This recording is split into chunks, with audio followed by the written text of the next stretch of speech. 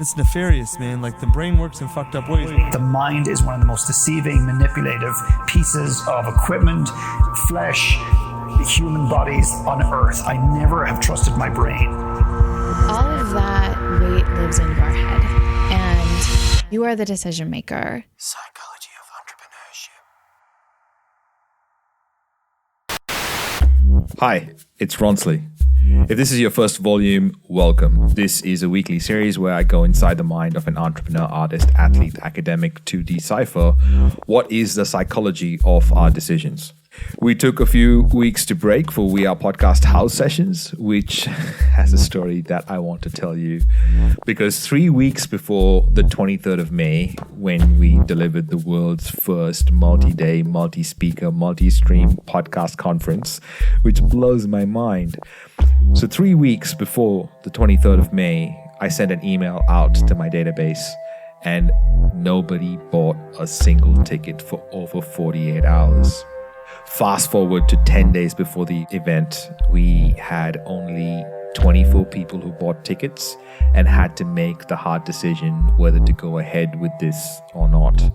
Considering this show is about the psychology of our decisions, I feel like a lot of my conversations going forward with experts will be about what was the psychology of ours.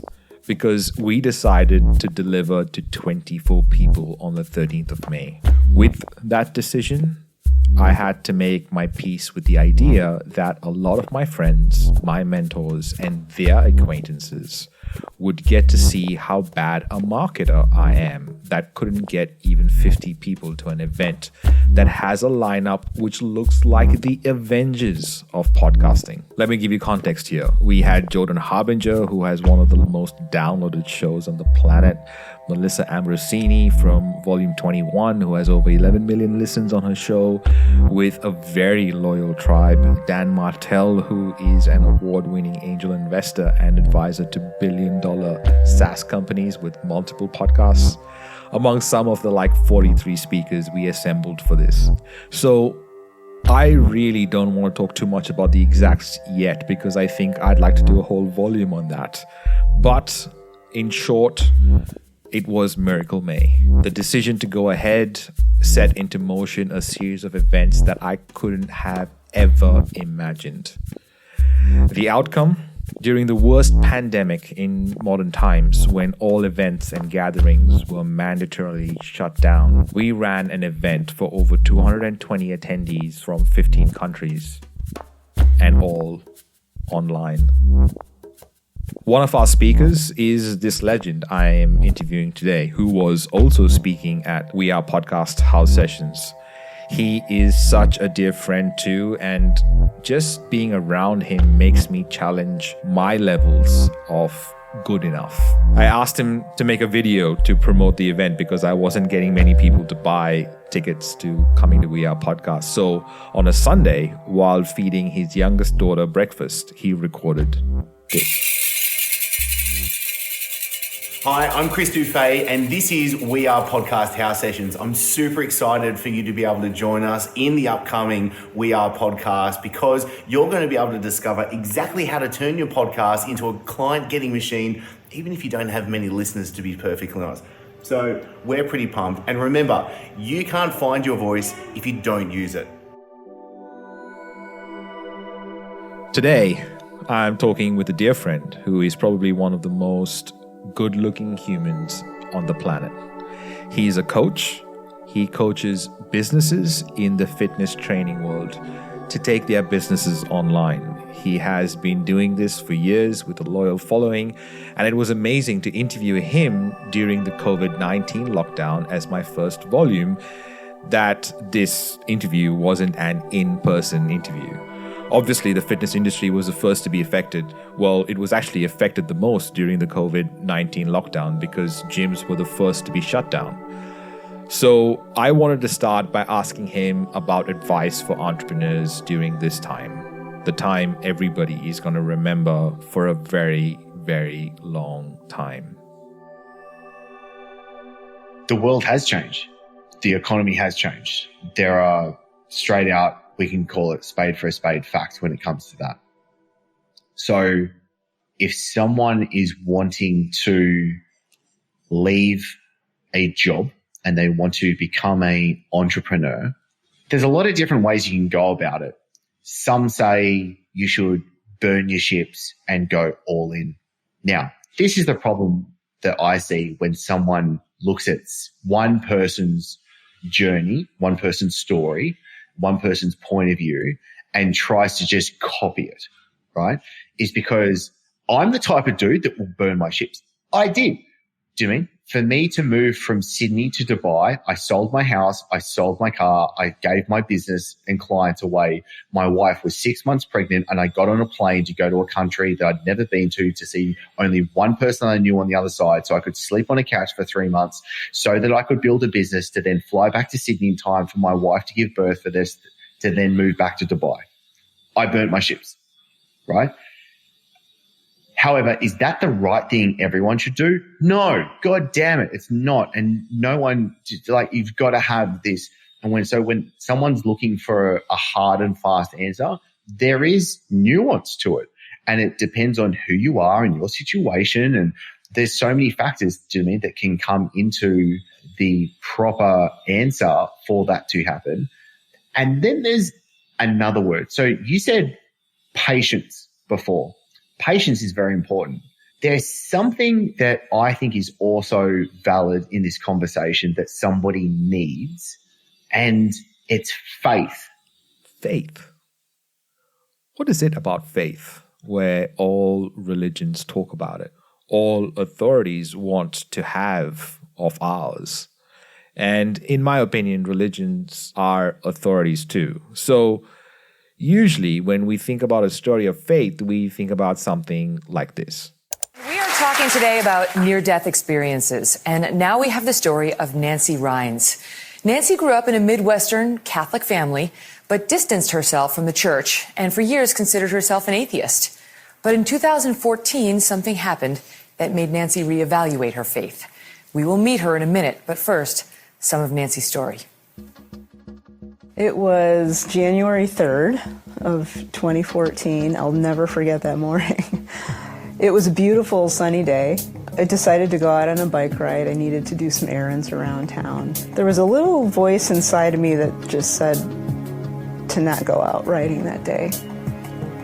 I don't know where that came from, but I ignored it.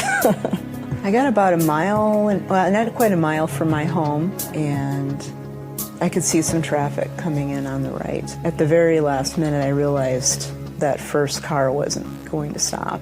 I knew in a flash that I was going to die right there. It was a woman driving a big SUV, and she hit me broadside. I put my hand out like this to try to veer off my bike the other direction. I ended up flipping onto the top of her hood.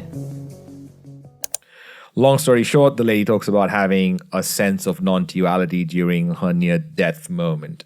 Attributes it to the church. You can watch the whole thing if you'd like. The link is in the show notes, which is where, Kaylee? Well, Ronsley, you can find that at mustamplify.com/Chris Dufey. Chris has also just released a full video documentary for fitness professionals that you can check out at fitprodocumentary.com.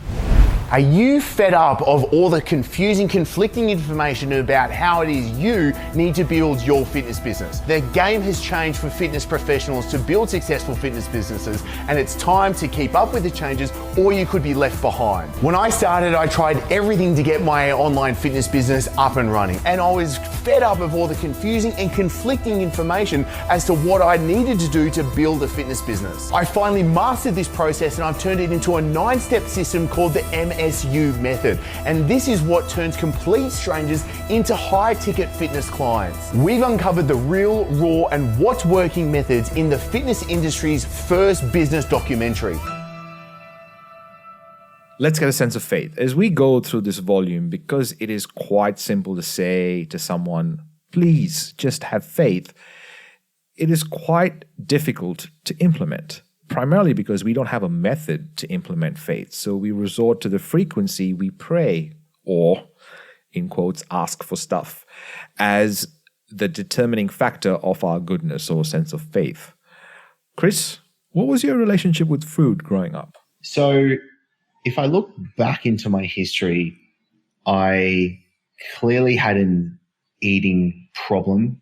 It would be called an eating disorder as a child, as a teenager, especially, in how that caused me to be overweight as a teenager. I then learnt to lose the weight, and that's why I became a personal trainer at 18 years old, because I wanted to help others go through that transformation. I then took that to the other side of the pendulum, and I competed as a fitness model in London, Denmark, and Australia. So I literally went from being super fat to being in amazing shape, and again, an eating disorder on the other side of the pendulum. I tinkered with bulimia through my last competition prep as well. And that's where I decided that this is not a healthy journey that I want to go on, where now I feel like I've found a really happy medium where I love how I train and move. My nutrition and the way that I feed and nourish myself, I find extremely easy and enjoyable, because I know the rules and I know when to bend and break the rules as well, if I could be perfectly honest, because I feel like I've gone on both sides of it, because I've come from the health and fitness world. So it's definitely been a journey for me to learn this, but it's really interesting having this discussion now with you, Ronsley, because I'm like, yeah, like I really enjoy the way that I eat and nourish my body. I feel amazing. I've got to be honest, I'm a bit under 10% body fat. I'm 103 kilos right now. I'm in shape. Like, I feel good. I'm strong. I also kickbox frequently as well and really enjoy my Muay Thai. I can move. I feel good in my physical vessel. But that's also because I know that I need to continuously take care of it on a day-to-day level as well. It's never going to be, and there are times when I'll say no to eating foods that I have a urge to want to eat, because I know that's not doing quote unquote good for me. So I know how to play that round simply because I've gone through it for so many years. Where does your health and your habits around food sit with your priorities? According to 2013 data from the National Safety Council, around 34.42% of American adults aged 20 years and over were overweight, with another 33.8% being obese and 5.7% being extremely obese. In relation to those statistics, around 39 million workdays were lost to obesity-related illnesses each year. Australia isn't much better, with a 2017 report by the Australian Bureau of Statistics and a major study from market research company Mintel One, showing us that adults were getting around 35% of their average energy intake from junk food. Children aged between 14 and 18 were slightly worse, with 41% of their total energy intake being provided by discretionary food. The reports also state that less than 7% of Australians were meeting their daily vegetable intake requirements. Everyone's circumstances are different, and there's many reasons why one might not be able to uphold a healthy diet or find the time to exercise. A good way to change your habits to improve your health is by starting off with small, achievable goals and not overwhelming yourself. Try to find support in others with similar goals and use online resources to find recipes or workouts that suit your specific situation. I'm not sure if you noticed the discipline in Chris to create a life of freedom. He is right now living in Bali with his wife and 3 daughters, takes long walks every day, and just found the joys of the ice bath steam alternation, which also happens every day. I know this because we chat regularly. We know he has the methods. What about the motivation? What was it like growing up, Chris? I think I definitely was more on the straighty 180 side, where it was just like I stuck with it. I did good. I was not good at school at all. And looking back, I would say it's because I was very disinterested in it. And I think there would have been things that happened for example, I remember in primary school, I got put in this like special learning class. It was called Early Birds. And it was like an extra class that you went to before school started, so you could like catch up on things and like go through. You needed extra help. I remember getting put in there and being like, I don't belong in here. Like, this isn't me. Like, I'm not an idiot. Like, I totally remember feeling so just misaligned with what's going on. And it's interesting how vivid this emotion runs through me right now as I say it, because I can feel it just being like, what the fuck am I doing in this classroom? Like, these other dudes are the dummies. Like, I'm not this. And obviously, I mean, the way that I was showing up and acting meant I did deserve to be in that classroom. But deep down, there was something I wanted to push back against that I was just misaligned with. So for me, I was a good boy. I really was, if I could be perfectly honest. And I actually enjoy looking back and thinking that my parents did a fantastic job of raising me. I did struggle with my weight. I was a very overweight kid and teenager as well. And so that was something that was limited me, especially because through my teenage years, my self-esteem was so low because of my weight and how I felt about myself. And it held me back with my sports as well, because I was extremely competitive with sports, played multiple high-level sports, but it never went to the next level. And looking back, I would say it never went to the next level because my physical body was actually not able to let me go to that next level because of that. So it's interesting, the journey that we're all on. And I look back on my journey and I'm like, wow, that's really shaped me to where I am today. That story made Chris quite emotional. So let's talk about will and the story you tell yourself. The first way would be the difference between will and the difference between story. And a great example of this that I always enjoy is, say, going out for dinner with a bunch of people. And the first thing that usually happens when you sit down at the table is a bread basket will get thrown down in the middle of the table, right? And then you see people like, no, they won't touch it. Some people will consciously verbalize it. Oh, no, not for me. Do you know what I mean? Some people don't say anything. But what happens is, as you go throughout the night, is willpower gets depleted. And then they put their hand in the bread basket and they eat the bread. Now, it's not bad eating bread. God damn it, I love myself some sourdough with some Vegemite like anyone else, right? However, it's interesting watch when someone's willpower is quite literally getting depleted as they go through the process of just being in front of the thing that they're trying to fight against. So for you, you said will before, Ronsley, which means you're trying to grit your teeth and you're trying to be like, I want to get in shape. I want to become a runner, and you need to do all those things.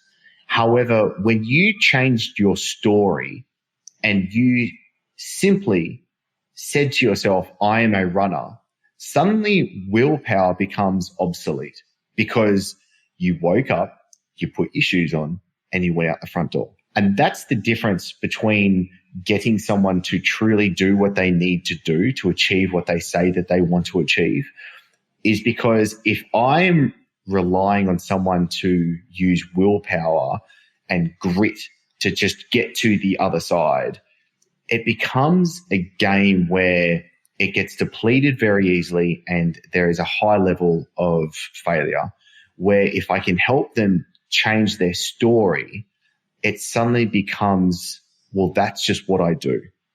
And that's literally a term that I use with myself. It's just what I do. And I will literally sit down, and my goal setting process and what I want to help people go through is, don't tell me your goals and targets and what you want to achieve. You know what I want to know? I want to know what are the labels that you are putting upon yourself. Because when I write, I am a filmmaker. I am healthy and vibrant. I am a loving father. These are things that I just show up as because that is who I am. And so rather than writing, I want to earn $10 million this year, right? Well, then who's the person that you have to become to actually do that?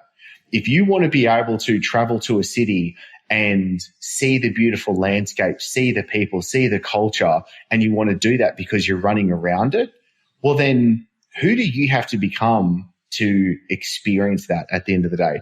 And that is where, from a coaching perspective, I want to get down to the brass of actually, no, this is what we need to do to be able to change that story. And when it comes to seeing people on for them, there's two things. One is, as a coach, I need to paint a greater vision for what they have for themselves, most generally. I need to be able to say, this is what's possible for you to be able to achieve, because most people are too closed-minded. For example, one of the questions that new clients get asked when coming on board is, how much money do you want to earn? And I ask it for two reasons. One, let's say someone says, I want to earn $500,000 in a year. My response is going to be, why is it not $1 million a year? Whatever number they say, I'm just going to double it, right? I'm just doubling it for whatever it is. And I go, why do you not want to earn $1 million a year? And they'll be like, okay, $1 million. I'm like, okay, cool. Did he just double someone's dream annual income just simply by asking them the question? When we come back, the rectal extraction method.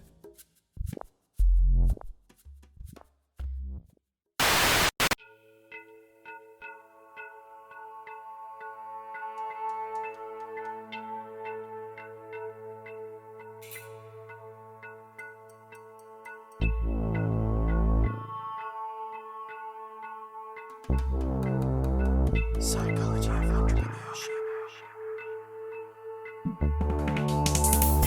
The main objective of this audio project is to bring together entrepreneurs and creatives who share similar values so that they can find the courage to put out their authentic voice for the right people to hear, which allows for them to make their impact on the world. Every great movement started with a memorable speech. For access to full-length interviews, go to psychologyofentrepreneurship.com and click the button. So, before the break, we were talking with Chris Dufey, and he kind of doubled someone's dream annual income just by asking them a question. And then he told me this. So, firstly, we have just diagnosed that the number you gave me is comes from what I call the rectal extraction method. You've pulled it out of your ass, right? And so what we need to do is two things. We need to, number one, get a clear reason why you want to earn a certain amount of money, okay? And there's a really easy process to go through. But then secondly, me as a business coach, I need to then reverse engineer what is the correct business and business actions to get a business to earn you that amount of money. So it actually becomes very practical. So there is, do you know what I mean, the airy-fairy side of like really dealing with mindset. But then there's also the extremely practical side of like, okay, it's the difference between $100,000 and $1 million. Well, the person earning $1 million doesn't do 10 times more work. It's a different model that the person's working in. And so that's where once people understand that and then can execute upon that, life becomes so much easier. So, belief systems need to change. Funny, this morning I was on a call with Jim Quick, the author of the book Limitless and advisor to Elon Musk and SpaceX, amongst some incredible human beings. And he spoke about the 3 M's in his book: motivation, methods, and mindset, being the ingredients to becoming limitless. And belief systems is all about our mindset. I wanted you to get a glimpse into the mindset of Chris Dufey. Here, coming up, is that glimpse. The first thing that comes to my mind is checking in with myself to gauge where I'm at with all the different areas of life, to know, have I been a good husband this week? Have I been a good father this week? Have I been a good team leader for my business, entrepreneurially? What about my friends? Like all these different things. Am I taking care of my health, my happiness, my spirituality? And then first doing okay, this is where I'm at. And therefore having a bit of a diagnosis, I can therefore figure out, well, what is it that I need to do moving forward? Because there's also the case, when you set the speed of soul, the first thing that comes to me, and this is just where I'm at right now with where I'm at in my journey, is the speed of now. Because as much as I want to look ahead and conquer mountains, there is the need to be able to actually sit and just enjoy the moment of now, because that's all we've got. And I found it really hilarious because it was only 2 weeks ago I climbed the volcano here in Bali with a friend. So at 1 o'clock in the morning, we get picked up. At 4 o'clock in the morning, we're starting the trek up the volcano. And it was hilarious because we got to the volcano, we watched this miraculous sunrise that is just awe-inspiring. Like you just feel Mother Nature just like turning on the show for you. And then you look to the right and there's a higher mountain. And it was like, oh, what if we climb that one over there next time?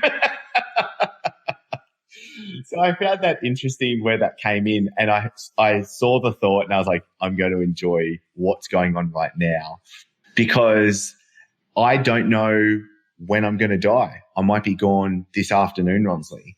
I don't know when the last time of so many things are. And when I sit with well, when's the last time I'm going to kiss my daughter goodnight? When's the last time I'm going to say goodbye and I love you to Ronsley? When's the last time that I'm going to be able to enjoy a sunrise?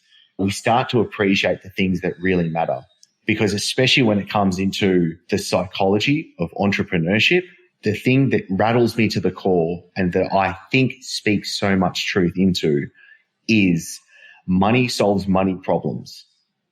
But a calm mind, a healthy body, and a loving household are things you must work for. And that to me just sings to me. And that's where I'm like, a calm mind, do I have a calm mind? Am I able to actually control my thoughts? And am I in the driver's seat here? A healthy body. Am I taking care of my physical vessel that I'm in right now? And a loving household that I feel like extends from not just for me being my 3 daughters and my wife, but also my close friendships, such as yourself, Ronsley, that is a part of my loving household. And is that in order? The third piece I'm sort of playing with that framework is memento mori. It's like, know you're going to die. And I think that why that matters is because I think right now, and again, real-time framework, I'm thinking the first piece, of course, is to know who you are, right? Know what you want to do, know what principles of life matter to you, what's important to you, know who it is you feel called to serve, know why it is you want to serve that community or that type of person. Be clear on what skills, what talents you have that you can uniquely leverage in the service of that individual. On the topic of living in the moment and focusing on what you have, did you know that gratitude improves physical health? In an article posted on Forbes, psychotherapist Amy Morin explains that grateful people experience fewer aches and pains and they report feeling healthier than other people. Grateful people are also more likely to take care of their health. They exercise more often and are more likely to attend regular checkups with their doctors, which is likely to contribute to further longevity. The voice you heard before was Mark Fisher from Volume 19 talking about memento mori. So when you look at Chris, you know that he takes care of his body. Here is why. So for me, with my taking care of my healthy body, I know that I need to move. I know I need to nourish myself properly. I know I need to rest and recover properly as well. And I've learned, because I was in that game for so long, what really matters and what doesn't matter, and then also learning the intuitive side of things. So I see, especially in the world of, let's say, physique models, fitness models, there are people that know how to get themselves into shape really well, and they're in the world's best shape. You look at their bodies and people are blown away by what they've been able to achieve. This is the difference between an athlete and a coach. There are so many people that can do that, but they can't help someone else do that because ultimately they have great intuition. They're extremely tapped into what it is that they need to be able to do. However, a coach needs to be able to read someone else and be able to look at all the different aspects of what's going on and holistically be able to then communicate the right actions for that person to follow and show them how to do it in an accountable way as well. So I've just been extremely fortunate that that's been a part of my journey. And what's happening really interesting was I was actually in the sauna the other night and this older dude walked in. And when he left, Lauren, my wife, turned around to me and goes, "That's you when you're like 60. And I was like, oh, I love that. This dude was like gray, but just in amazing shape. Like, you just looked at this old dude and you're just like, dude, you look amazing. And his skin and his eyes and his energy was just potent with just energy. It was amazing being like, I was just like, that's so cool. And that's my goal. I want to be, do you know what I mean? A dude that's taking care of my physical body and being able to show up in the best version of my possible self. Best possible version of myself. Remember at the start, I asked Chris about becoming an entrepreneur and he said something about having faith. Well, here is the elaboration. Chris, what did you mean by faith? Not from a religious perspective. I'm not religious, but from doing the interviews that I've done for the podcast and for the documentaries, is a word kept coming to me, and it was faith. And it was these people had faith that they would get to the other side. And you don't see where your foot is treading in the next step, but you're taking the next step anyway. And that's where there is an element of faith, and why also the thing that I think is important to bring up for this question is so many people are showcasing and saying that confidence is so important. And I push back against that. And I say, I don't think you saying or you portraying that people need to be confident to do something first to make that happen, because I don't think that's the way it happens. I think somebody needs to be courageous at first to then start taking the steps forward that then will lead to confidence. Ronsley, let me ask you a question. The first time you had sex, were you confident when you got into bed? No, I was shitting myself. God damn it. But you were courageous enough to be like, you got this, Ronsley. Let's have a crack at it. And you did it. When we start our business, am I confident that I can run a business? No, because I've never done. How can you be confident about something you've never done before? Fucking try and answer me that one. Like, riddle me that, because I've got no idea how that comes out at the end of the day. So if somebody can at least have courage to then be able to go, okay, I'm going to have a crack at this. Do I need a stop loss to make sure that the world doesn't fall beneath me if this doesn't pan out the way that I want to? That could be a smart idea. Or is it a case that you do have to burn your ships and go for it? Because for my situation, it was not possible for me to go after the opportunity of building a fitness business in Dubai and still having my ties back in Sydney, Australia. It didn't work. And so therefore I had to make that decision. And I'm fortunate that it worked out.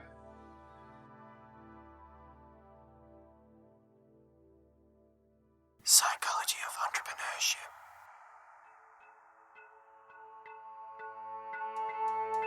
entrepreneurship. Coming up on the psychology of entrepreneurship. I'm Trevinia Barber, and I am a mom, and I am a business owner that is embracing everything light and dark about her to be a better person and to make a better impact on the world. It's hard to turn that to yourself, right? To look into the mirror and realize that sometimes the best way that we could serve is to serve ourselves. I still have a platform. I still have a responsibility to use it well. I guess my question is what's the motivating factor for change? Is it awareness or is it shame? Being ashamed isn't going to solve anything. I think action is what will solve things. Psychology of entrepreneurship. I interviewed Chris Dufey because he is featured as an expert on Entrepreneur, MSN, CNBC, and recently recognized as a top young entrepreneur in Dubai, and is the creator of The Chris Dufey Show. He has authored multiple books and is a filmmaker, currently living between Bali, Australia and LA with his daughters and wife. He is an entrepreneur, a cookie lover, and a dear, dear friend.